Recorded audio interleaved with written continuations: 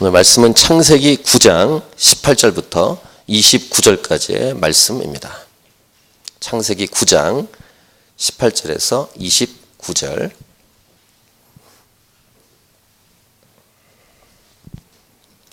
자, 우리 같이 한 목소리로 창세기 9장 18절에서 29절을 읽습니다. 시작. 방주에서 나온 노아의 아들들은 셈과 함과 야벳이며 함은 가나안의 아버지라. 노아의 이 세 아들로부터 사람들이 온 땅에 퍼지니라. 노아가 농사를 시작하여 포도나무를 심었더니 포도주를 마시고 취하여 그 장막 안에서 벌거벗은지라. 가나안의 아버지 함이 그의 아버지의 하체를 보고 밖으로 나가서 그의 두 형제에게 알림해 셈과 야벳이 옷을 가져다가 자기들의 어깨에 메고 뒷걸음쳐 들어가서 그들의 아버지의 하체를 덮었으며 그들이 얼굴을 돌이키고 그들의 아버지의 하체를 보지 아니하였더라. 노아가 술이 깨어 그의 작은 아들이 자기에게 행한 일을 알고 이에 이르되 가나안은 저주를 받아 그의 형제의 종들의 종이 되기를 원하노라 하고 또 이르되 셈의 하나님 여호와를 찬송하리로다.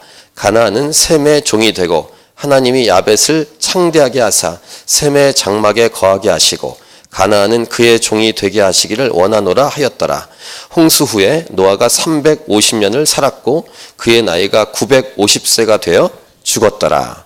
오늘 설교 제목은 이것입니다. 남의 허물을 어떻게 대하는가에 따라 복과 저주로 갈라지다. 우리 제목을 같이 읽겠습니다. 시작. 남의 허물을 어떻게 대하는가에 따라 복과 저주로 갈라지다. 오늘 본문 18절과 19절. 방주에서 나온 노아의 아들들은 셈과 함과 야벳이며 함은 가나안의 아버지라. 노아의 이 세 아들로부터 사람들이 온 땅에 퍼지니라. 홍수가 끝났습니다. 이제 방주에서 나왔습니다. 노아의 가족들 이들을 통해서 하나님께서 축복하신 대로 생육하고 번성하고 땅에 충만한 그 역사가 이루어집니다. 노아에게는 아들이 3명이 있었습니다. 셈, 함, 야벳. 세 아들, 세 며느리. 그래서 방주에 8명이 들어갔다가 8명이 나왔죠. 오늘 성경은 읽다 보면은 함에 대한 설명이 좀 단서가 붙습니다. 18절 끝에 함은 가나안의 아버지라. 유독 여러 아들을 낳았을 텐데 가나안의 아버지라 이렇게 붙인 이유가 무엇일까? 아마도 읽으신 내용 중에서 오늘 본문 전체 중에서 일어날 사건과 연관이 되기 때문에 이 창세기 기자는 이렇게 단서를 붙인 것 같습니다. 일종의 암시처럼. 자, 20절. 노아가 농사를 시작합니다. 포도나무를 심었습니다. 노아가 여러 일 중에서 농사를 했는데 농사 중에서도 포도나무를 심었다. 왜 농사였고 왜 포도나무였을까? 이런 질문을 가지고 여러 묵상을 할 수 있습니다. 또 여러 해석이 있습니다만 이것은 뭐 더 이곳에서 우리가 해석할 이유는 아닌 것 같고 어쨌든 포도나무를 심었다. 농사를 했다. 그 다음에 이 노아는 농사를 지은 포도나무에서 나온 열매인 포도를 가지고 술을 담갔고 그 술을 마시고 그 다음 취했다. 이것이 21절 내용입니다. 포도주를 마시고 취하여 그 장막 안에서 벌거벗은지라. 이 창세기에 쭉 나오다가 이 방주 노아의 홍수 사건 나오다가 이쯤 됐을 때 성경 읽으시는 분들은 갸우뚱합니다. 왜 이 사건이 왜 나왔을까? 이 사건은 그 다음 나오는 앞으로의 일들을 위해서 중요한 사건이 되기 때문입니다. 노아가 포도주를 마시고 취했습니다. 그리고 벌거벗었다. 이렇게 기록을 합니다. 여기서 벌거벗었다는 것은 여러 이제 참고 서적이나 자료를 보면은 추태를 부렸다는 것으로 연결될 수 있습니다. 술을 먹고 취했는데 추태를 부렸다. 그러니까 취한 다음에 여러 가지 일어난 현상 중에 하나였습니다. 또 여러 가지 우리가 이렇게 일상생활에서 대화할 때 술과 관련된 많은 에피소드를 말하지 않습니까? 술이 취한 다음에 일어난 현상들. 그것 가지고 때로는 자랑스럽게 말하기도 하지만 추태일 뿐이죠. 술 먹고 취한 다음에 나오는 현상들은 추태일 뿐입니다. 특별히 한국 사회는 취한 것, 술 주정에 관련된 문화가 참 많습니다. 특별히 많은 것 같습니다.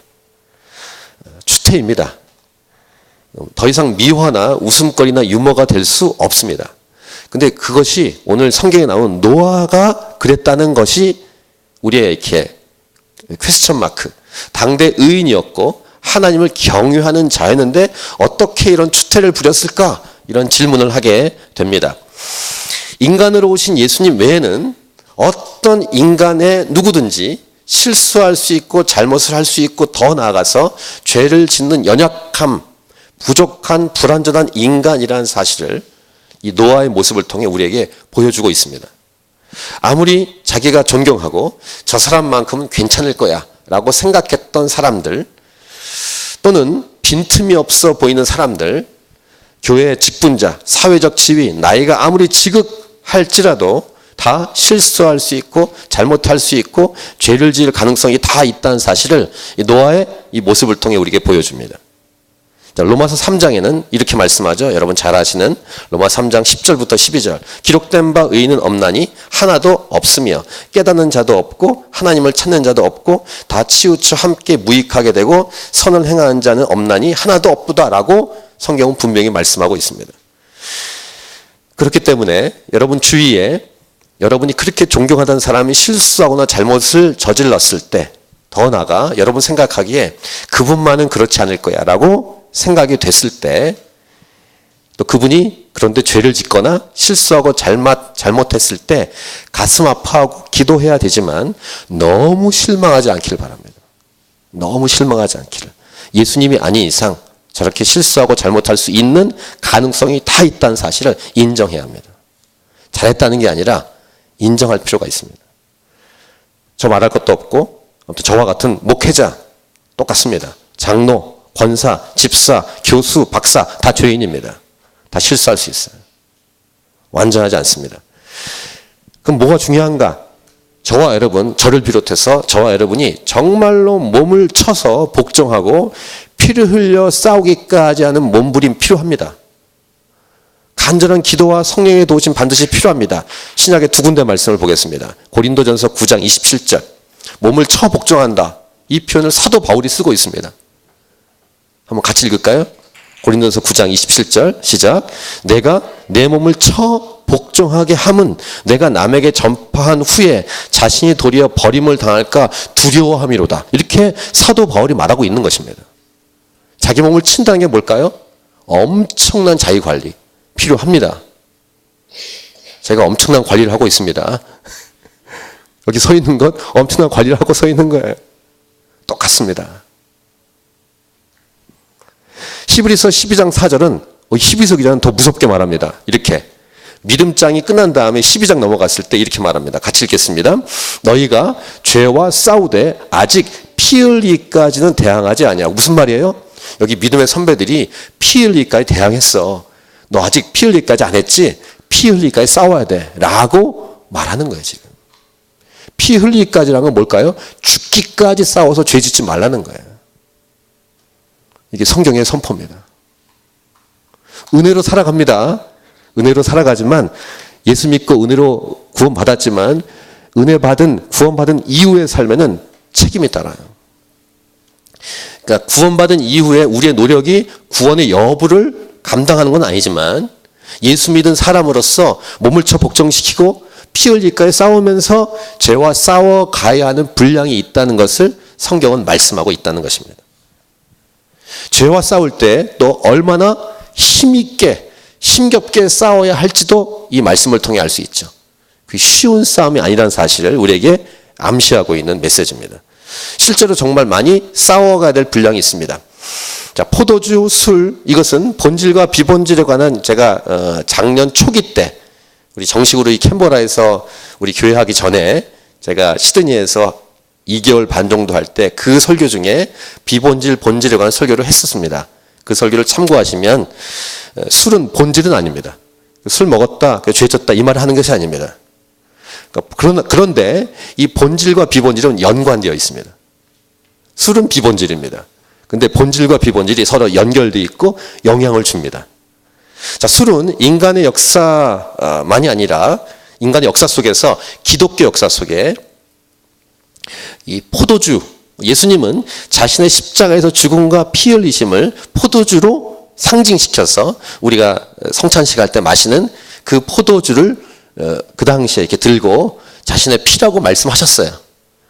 그런 의미가 있는 포도주입니다. 그러므로 포도주를 마실 수 있느냐 마시지 말아야 하느냐에 대한, 그 다음에 더 나아가 술을 마실 수 있느냐 마실 수 없느냐라는 캐캐 묵은 논쟁은 더 이상 의미가 없습니다. 사실은 의미가 없어요. 또한 성령의 열매에서 9가지 열매 마지막 열매가 절제라는 것을 또 기억해야 되는, 기억하시죠? 사랑, 희락, 화평, 빨리 외우세요. 오래 참음, 자비, 빨리요. 양선, 다시 엉켰네. 사랑, 희락, 화평, 사랑, 희락, 화평, 오래 참음, 자비, 양선, 충성, 온유, 절제. 이 마지막 9번째가 절제 열매라는 사실을 기억할 때 술과 관련돼서, 뭐 술만이 아니지만 술과 관련돼서 절제 열매가 연결되어 있다는 사실을 기억해야 합니다. 한국 교회는 선교사님이 들어오신 다음에 그 농경 사회였던 한국 사회에 술이 삶을 막 파괴한다는 사실을 봤어요. 선교사님들이. 그래서 이 술을 엄격히 금했습니다. 한국 교회는 특별히. 그래서 금주, 그다음에 금연, 그다음에 그 도박을 또 이렇게 한자로 금 도박 이렇게 해서 3대 이렇게 금할 것을 얘기했어요. 아주 엄격하게. 그래서 그것이 지금까지 내려왔기 때문에 술에 대해서 한국 교회는 좀 민감합니다. 민감해요. 또 우리가 이제 사회 문화 속에서 드라마나 영화에서 자주 보여주는 술과 연결된 많은 모습들이 있습니다. 특별히 한국 문화에서 술 문화는 그 뭐지 이렇게 잔위에다가 막 올려놓고 막 탁 튕기고 막 이렇게 뭐 그런 거, 그걸 뭐라고 하나, 아무튼 그렇게 그런 걸로 이렇게 좀 흥청망청한 모습으로 많이 보여준 것은 사실입니다. 술과 관련돼서 싸움도 많고 폭력, 횡포, 문제 원인이 술과 관련되어 있는 것이 참으로 많이 한국 사회, 한국 문화에 퍼져온 것이 사실입니다. 그렇기 때문에 예수 믿는 자들은 잘 생각해 보아야 합니다. 특별히 오늘 본문, 지금 읽으신 이 본문에서 21절과 관련돼서 첫 번째 정리할 메시지는 이것입니다. 자신에 대한 엄격한 통제와 관리에 대한 말씀을 주고 있어요. 노아가 그걸 못했다는 것이죠. 노아가 이 절제를 못했어요. 자기의 통제와 자기 관리를 못하게 된 것, 당대 의인이고 하나님을 경외한 자가 이걸 못했습니다. 노아를 비롯한 성경에 나오는 믿음의 선배들이 거의 실수 한두 가지 이상을 했죠. 아브라함, 모세, 다윗 다 실수와 잘못을 했습니다. 물론 성경 기록에 실수나 잘못이 없는 분들도 계세요. 예를 들면 요셉, 창세기 요셉이라든가 그 다음에 다니엘서의 다니엘, 이런 경우는 실수가 안 나와. 기록이 되지 않습니다. 근데 아브라함도 실수했죠. 모세도 실수했고, 모세는 결정적인 실수 때문에 가나안 땅, 약속의 땅에 못 들어갔습니다. 다윗은 치명적인 실수를 했습니다. 다 실수로 했던 그런 이력들이 있는데, 이 노아도 이 결정적인 실수를 했습니다. 이 첫 번째 파트 21절까지 내용, 그래서 자신에 대한 엄격한 통제와 관리에 대한 말씀이에요. 근데 두 번째 파트가 있어요. 오늘 핵심 메시지의 두 번째 내용. 먼저 정리하면 다른 사람에 대하여 어떤 태도와 행동을 해야 하는가에 대한 말씀을 두 번째에서 주고 있습니다.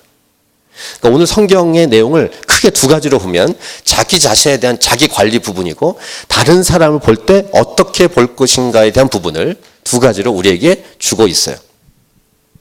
세 번째 파트는 이 두 가지를 가지고 파생된 내용인데, 이 파생된 세 번째 파트가 이 기독교 역사, 인간의 역사에 엄청난 영향을 줬다는 사실을 우리 후반부에 보게 될 것입니다. 다시 오늘 설교 제목을 다시 리마인드 합니다. 남의 허물을 어떻게 대하는가에 따라 복과 저주로 갈라지다. 이 제목은 두 번째 파트 내용 때문에 이 제목을 정하게 됐는데, 자, 22절과 23절을 보세요. 가나안의 아버지 함이 그의 아버지의 하체를 보고 밖으로 나가서 그의 두 형제에게 알림해 셈과 야벳이 옷을 가져다가 자기들의 어깨에 메고 뒷걸음쳐 들어가서 그들의 아버지의 하체를 덮었으며 그들이 얼굴을 돌이키고 그들의 아버지의 하체를 보지 아니하였더라. 자, 22, 23절의 내용처럼 노아의 아들 함, 이 함을 꼭 가나안의 아버지라고 지금 붙이고 있죠. 이 함은 아버지 노아가 술이 취해서 벌거벗고 있는 모습, 특별히 성경은 하체를 보았다라고 말합니다. 그리고 그 하체 벌거벗은 그 모습을 밖으로 나가서 다른 형제에게 알리는 함의 행동을 기록합니다. 또 다른 형제들 셈과 야벳은 이 소식을 듣습니다. 함으로부터. 그리고 행동하는데 이 행동을 네 가지로 정리해 볼 수 있습니다. 첫 번째, 옷을 가져다가 자기들 어깨에 맵니다. 이걸 자세히 기록해요. 23절에서 뒷걸음쳐 들어갑니다. 안 보려고 하는 거죠. 그 다음에 아버지 하체를 덮습니다. 이렇게 안 보려고.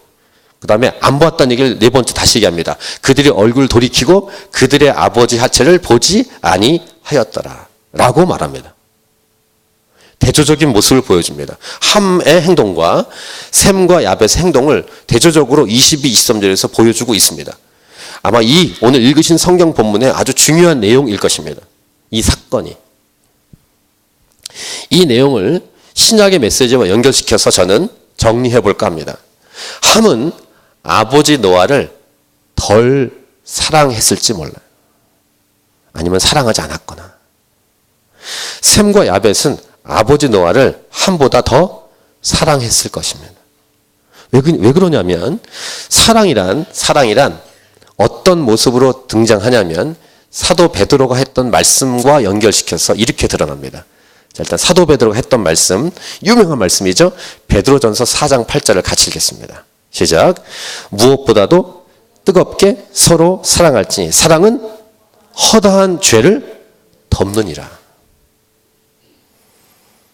그러니까 사랑이란 이 중요한 이 개념이 결정적인 순간에 증명이 된다는 거예요. 처음에 몰라요. 함, 셈, 야벳 겉으로 그냥 노아와 아버지와 아들 관계고 잘 지냈겠죠? 그때 몰라요.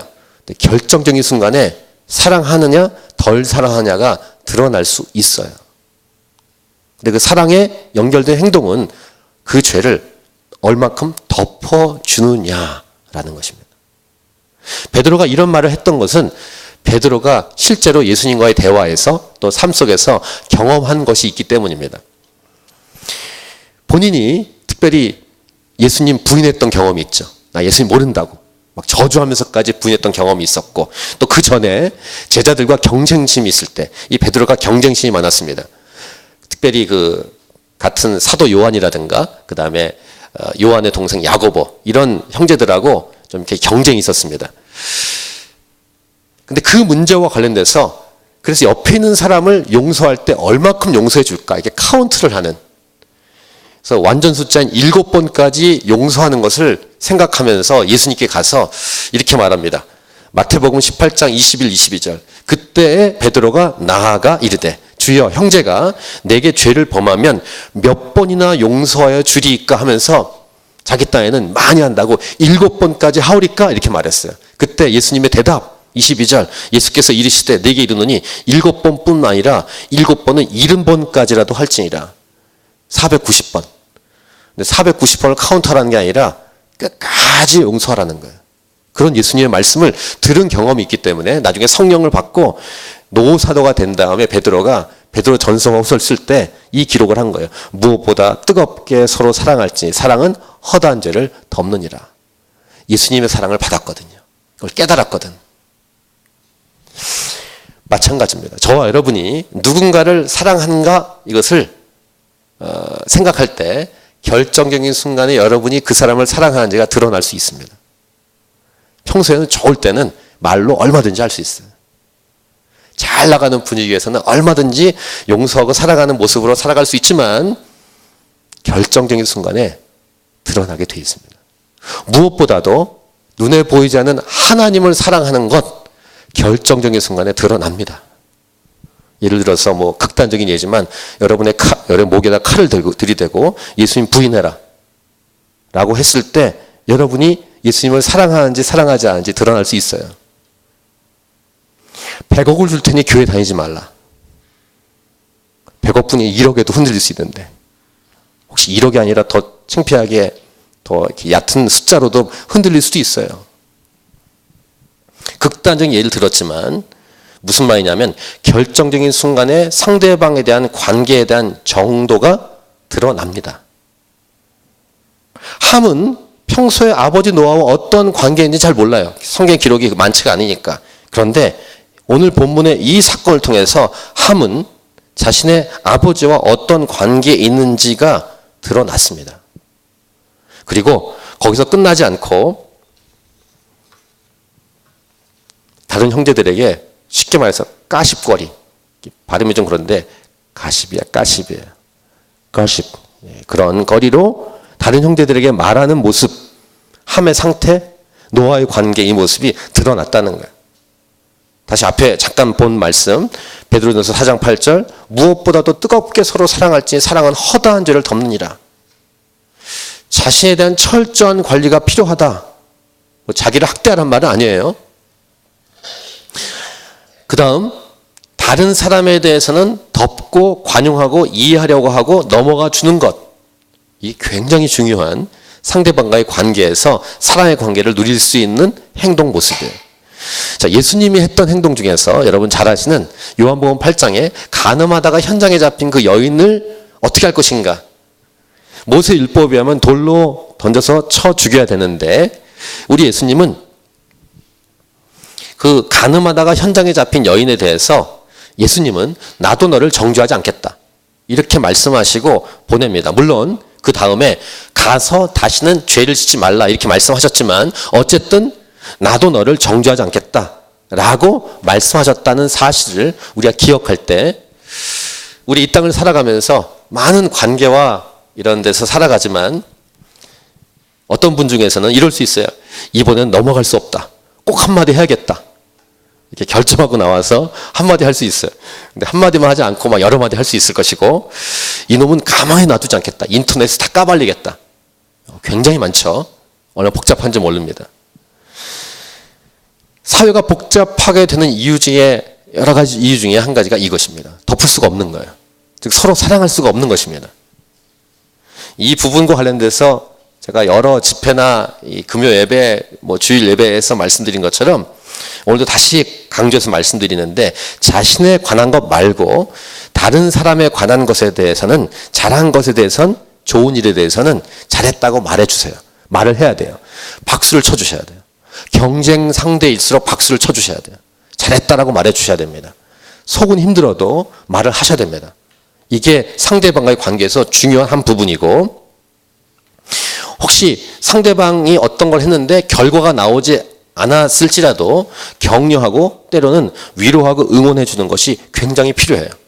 이게 상대방과 관계에서 필요합니다. 특별히 어려운 일이나 잘못된 일, 더 나아가서 실수나 잘못을 했을 때 오늘 말씀처럼 덮어주고 안아주는 것이 필요하다는 거예요. 이런 분들 이제 정의의 이름으로 해가지고 이렇게 팔 걷어붙이는 분들, 이렇게 띠 두르고 막 이렇게 나가시는 분들, 내가 한마디 꼭 해줘야겠다 달려드는 분들, 교회에도 그런 분들이 꽤 있습니다. 되게 무섭습니다. 정말로 본인이 예수님 믿는 사람인지를 말씀을 근거로 확인해 보셔야 돼요. 진짜인지. 십자가에서 자신을 위해서 십자가에 죽으신 예수님의 사랑을 분명히 받은 사람이 맞을까? 베드로는 그걸 경험한 다음에 이제 고백하는 거예요. 무엇보다 서로 사랑해라. 그 다음에 허다한 죄를 덮는다.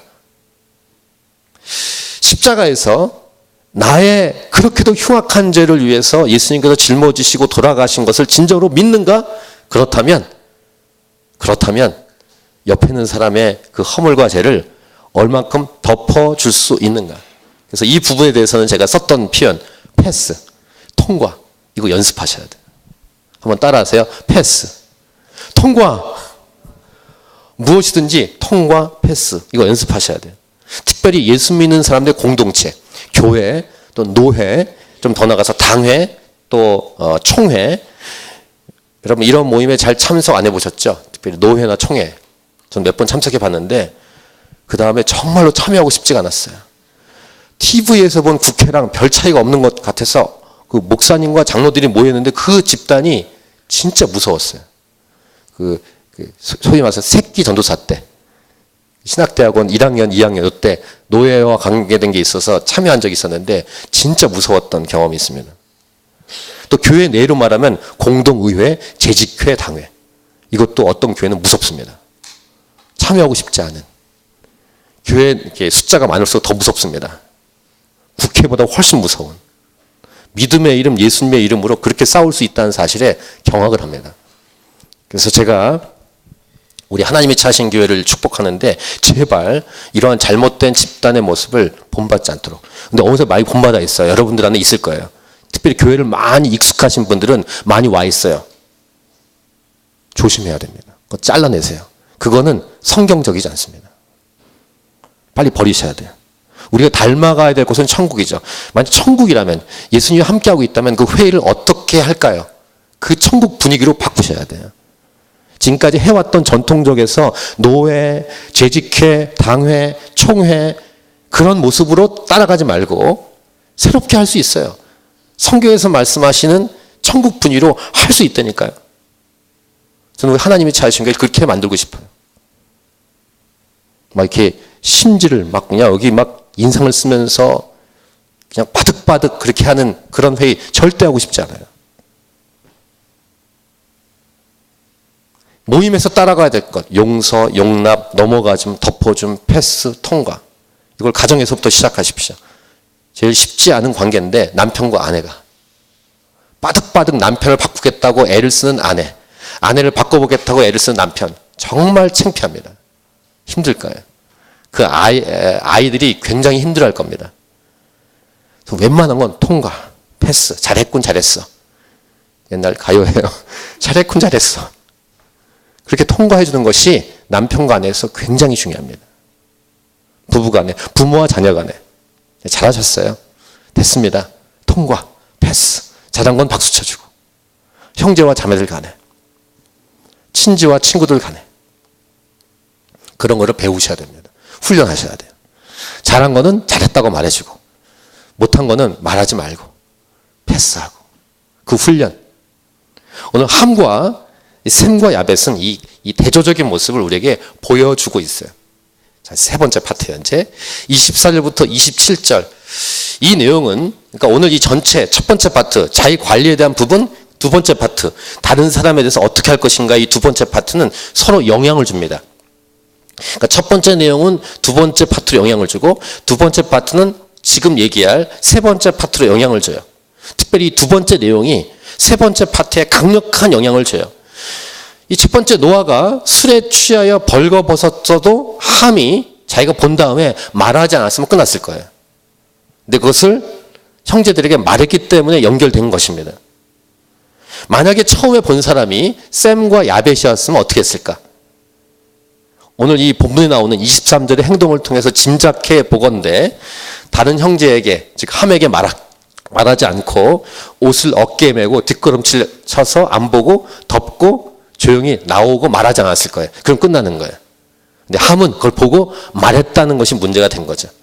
또 어떻게 들었는지 모르는데 노아가 이걸 알게 됐어요. 24절 노아가 술이 깨어 그의 작은 아들이 자기에게 행한 일을 알고 그 다음 이제 이 역사에 영향을 준 선포가 나옵니다. 25절부터 27절 한번 같이 읽겠습니다. 시작. 이에 이르되 가나안은 저주를 받아 그의 형제의 종들의 종이 되기를 원하노라 하고 또 이르되 셈의 하나님 여호와를 찬송하리로다. 가나안은 셈의 종이 되고 하나님이 야벳을 창대하게 하사 셈의 장막에 거하게 하시고 가나안은 그의 종이 되게 하시기를 원하노라 하였더라. 그냥 입으로 선포한 건데 이것이 실제로 성경 전체를 보시면 이루어집니다. 특별히 셈의 족보를 통해서 예수님이 오십니다. 근데 그 결정적인 순간이 이 순간이에요. 축복과 저주의 두 갈래길로 갈라지는 어떻게 보면 집안 일이잖아요. 집안 안에 있었던 아버지와 아들 사이에서 있었던 일인데 아버지 그것도 노아가 술 마시고 취해서 추태를 부린 일인데 그래서 이런 생각합니다. 노아가 자격이 있나? 이런 선포를 할 자격이 있을까? 어떻게 보면 작다고 생각하는 일이 가문 내지는 민족으로 갈라지는 그것도 축복과 저주로 갈라지는 일로 실제로 이루어지게 하시는 하나님은 과연 왜 그럴까? 이런 질문을 하게 됩니다. 사람의 말이 이렇게 영향력이 있을까? 함보다 특별히 함의 아들 가나안이 저주를 받는다고 얘기합니다. 그래서 앞에서부터 암시를 준 거죠. 가나안의 아버지 함이라고 소개를 한 것일 겁니다.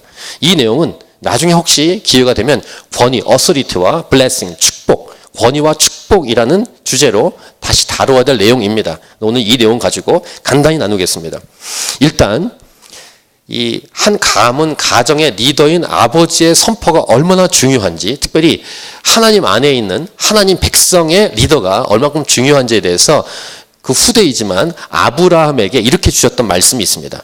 우리 여러분에게 창세기 말씀 중에 암성구절로 드렸던 말씀 중에 하나인데 창세기 12장 1절부터 3절을 미리 한번 보겠습니다. 여호와께서 아브라함에게 이르시되 너는 너의 고향과 친척과 아버지의 집을 떠나 내가 네게 보여줄 땅으로 가라. 내가 너로 큰 민족을 이루고 네게 복을 주어 네 이름을 창대하게 하리니 너는 복이 될지라. 이렇게 말씀하신 다음에 3절입니다. 우리 한번 같이 읽겠습니다. 시작. 너를 축복하는 자에게는 내가 복을 내리고 너를 저주하는 자에게는 내가 저주하리니 땅의 모든 족속이 너로 말미암아 복을 얻을 것이라 하신지라. 이렇게 하나님이 위임하셨기 때문이에요. 물론 이거는 노아 다음, 노아보다 한참 후에 있는 자손인 아브라함에게 주셨던 메시지지만 하나님이 인간 사회에 주시는 이 위임 명령 중에서 아버지에게 주는 위임 명령이 있다는 사실을 알 수 있어요. 이 말씀을 통해서. 오늘 세 번째 파트는 이것입니다. 권위와 축복 그리고 순종. 이것이 세 번째 오늘 말씀 주제입니다. 민주주의 얘기를 또 하겠습니다. 민주주의는 국민이 주인입니다. 국민은 소중한 존재입니다. 인정합니다. 하나님 나라에서는 리더가 주인입니다. 리더가 주인이에요. 리더는 바로 우리 하나님이십니다. 주인이시고 왕이신 하나님께서, 리더인 하나님께서 각 공동체 리더를 세우십니다. 이게 하나님의 방법이에요. 자, 그렇게 하시는 분은 하나님이세요. 그래서 인생에서 누가 주인이고 왕이신가? 하나님이세요. 하나님이 그렇게 하신 것입니다.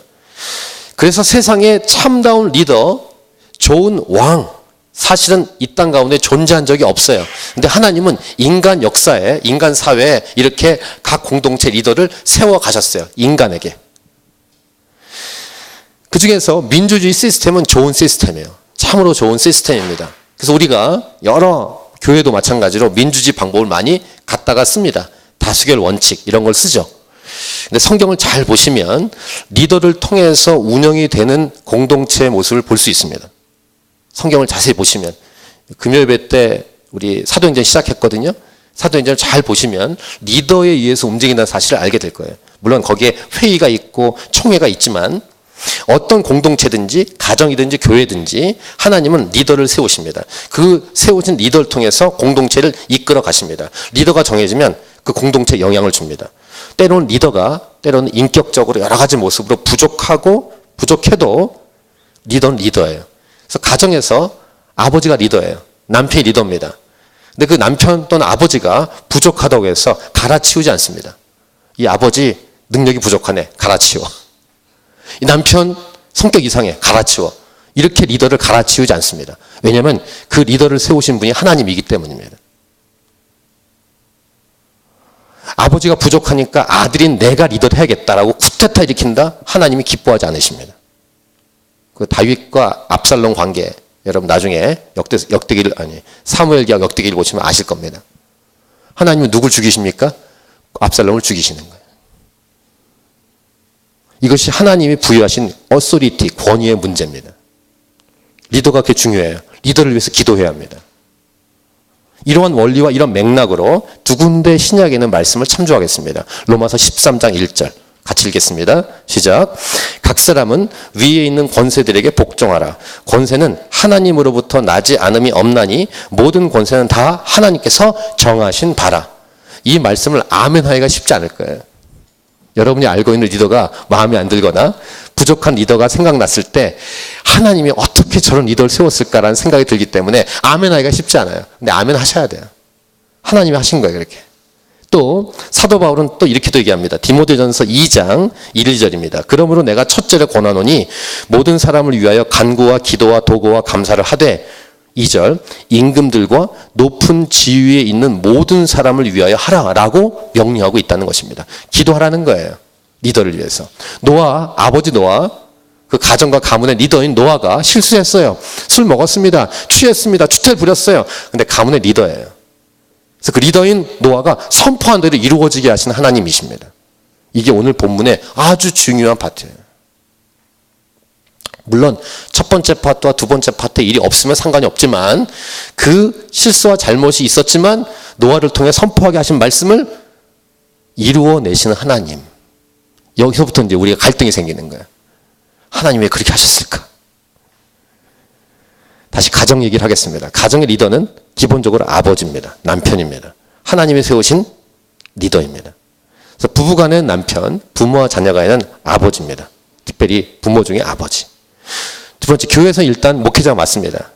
리더입니다. 담임 목사. 담임이란 말 자체를 저도 별로 안 좋아합니다. 담임 선생님, 담임 목사, 담장, 아니야, 여러 가지 표현이 있죠. 나라에선 대통령입니다. 등등등. 다 리더가 있는 거예요. 누가 세웠다고요? 국민이 세운 것 같고, 국민이 주인 같고, 국민이 갈아치울 때 생각해요. 아닙니다. 하나님이 세우신 거예요. 만약에 국민이 갈아치우면 그 국민들에게 하나님은 대가를 지불시키십니다. 이거 기억하셔야 됩니다. 이게 원리이기 때문이에요. 자격이 안 된다, 된다, 그런 것을 생각하거나 판단하기 전에 우리의 태도는 기본적으로 사랑과 순종이어야 한다는 것을 성경은 말하고 있는 거예요. 물론 사람과의 관계에서는 절대적이진 않습니다. 우리 1:1 교재에서 배웠죠? 그래서 결정적인 것, 즉 성경에 있는 하나님 말씀까지 위배하는 리더가 그것을 위배하면 여기에는 데몬스트레이트가 필요합니다. 지금 이제 동성애 문제가 뜨거운 감자인데 아마 어제도 그 인천에서 퀴어 축제가 엄청난 싸움이 있었던 것 같아요. 그저께. 그래서 목회자가 이렇게 잡혀가고 그랬어요. 목회자가 이렇게 수갑에 채웠습니다. 반대하다가. 인천에 어떤 목사님 잡혀갔어요. 3시간 동안 구류되어 있었습니다. 그런 시대가 왔어요. 그 부분은 싸워야 돼요. 성경 말씀 위배했기 때문에. 하지만 그렇지 않은데 자기 마음에 들지 않고 좀 불의해도 기도로 이겨내야 돼요. 아버지가 좀 이렇게 좀 마음에 안 드는 내용을 이렇게 자녀들에게 말했을 때 자녀는 들어야 됩니다. 근데 아버지가 성경 찢어! 교회 가지 마! 이러면은 예! 이렇게 할 수 없는 거예요. 그것은 물러나고 끝까지 교회 가야 돼요. 그런 선은 분명히 있어요. 대통령이 교회 문 닫아! 이러면은 네! 이렇게 할 수 없는 거예요. 지금 중국이 다시 이 일이 시작됐어요. 중국에 수천 개 교회가 문 닫고 있습니다. 잡혀가고 있어요. 그럼 시진핑에게 그 권력에게 순종해야 될까요? 아니요. 그건 아니에요. 그건 절대적인 권력이 아니니까. 하지만 기본적인 정치에 대해서는 따라가야 됩니다. 세금 내야 돼요. 예수님도 세금 내셨어요. 이런 원리를 우리에게 말씀해 주고 있는 것입니다. 오늘 설교 제목, 남의 허물을 어떻게 대하는가에 따라 복과 저주로 갈라지다. 하나님은 노아라는 한 사람을 통해서 선포하게 하셨고 그 아들의 이 길이 완전히 바뀝니다. 함은 결국은 멸망의 족속으로 가는 거예요. 저주를 받아서. 그래서 가나안 땅을 차지하고 있던 가나안 족속이 다 멸망당할 대상이 되는 것입니다. 이 한 가지 사건 때문에. 근데 이것은 여러분과 저의 머리로 다 이해할 수가 없는 오묘한 게 있어요. 해석하기가 쉽지 않습니다. 단 우리가 이 사건, 이 본문을 가지고 우리가 배워야 될 것은 나에 대해서는 철저히 관리한다. 첫 번째 메시지.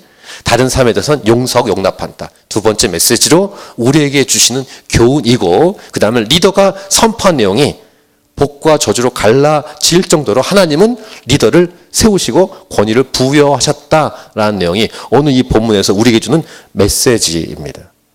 제가 최종 정리하겠습니다. 자신을 하나님 앞에서 철저히 관리하고 더욱더 겸손하며 다른 사람을 존귀하게 대하고 용납하고 용서하고 품어주는 그리고 권위에 순종하고 권위자를 위해 기도하는 아름답고 성숙한 공동체로 여러분의 가정으로 또한 우리 캔버라 하나님이 차신 교회로 하나님께 영광을 돌리기 원합니다. 할렐루야. 우리 창세기 아까 읽었던 참고 구절 창세기 12장 1절 3절을 한번 같이 읽고 우리 찬양하고 기도하고 마치겠습니다. 창세기 12장 1, 2, 3절 시작. 여호와께서 아브라함에게 이르시되 너는 너의 고향과 친척과 아버지의 집을 떠나 내가 네게 보여줄 땅으로 가라. 내가 너로 큰 민족을 이루고 네게 복을 주어 네 이름을 창대하게 하리니 너는 복이 될지라.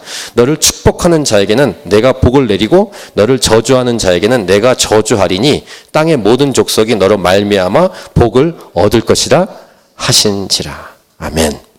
우리 찬양하고 우리 오늘 말씀을 가지고 기도하도록 하겠습니다.